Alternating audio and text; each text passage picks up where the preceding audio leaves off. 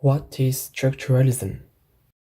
In this video, we're going to talk about notions such as pattern, structure, functions, or narrative. First of all, let's use an example. Consuming or not consuming is influenced by different factors such as knowledge, advertisement, emotions, group effect, or expectations. Let's use the example of a reader hesitating between two titles, The Guardian and The Sun.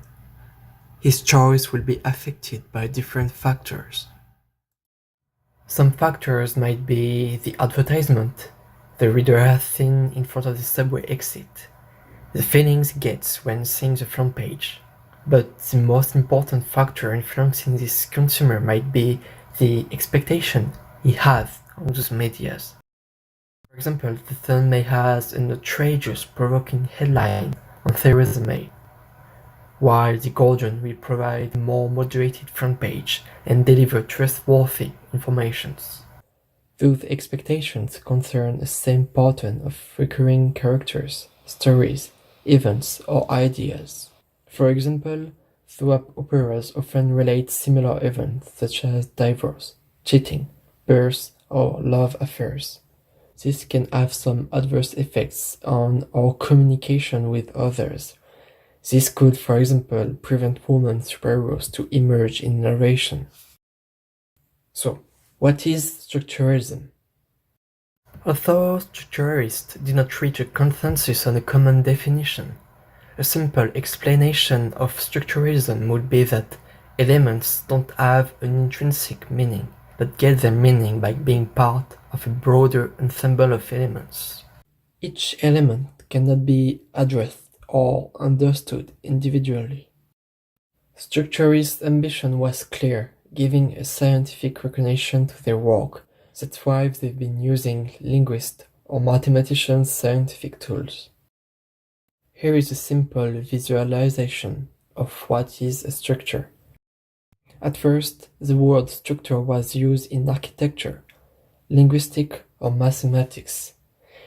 As argued by Gilles Gaston, structuralism as a theory does not exist. It's more a combination of different theories regarding different fields. Structuralism can now be found in anthropology, Marxist theory, music theory, or media theories. Structuralism was a breakthrough in social sciences. Human was not a subject anymore, as social scientists will more focus on structures and systems. The demise of structuralism started in the 1980s as its main figures passed away. It is also due to the emergence of post-structuralism in the context of a decline of ideologies and the rising of individual freedom. Let's focus on Tsvetan Todolov's study of narrative in Genre and Discourse. Todolov defined narrative as a linking of discontinuous events. A new fact in narrative implies a new narrative link and new consequences. Each unit in the narrative is called functions by Vladimir Propp.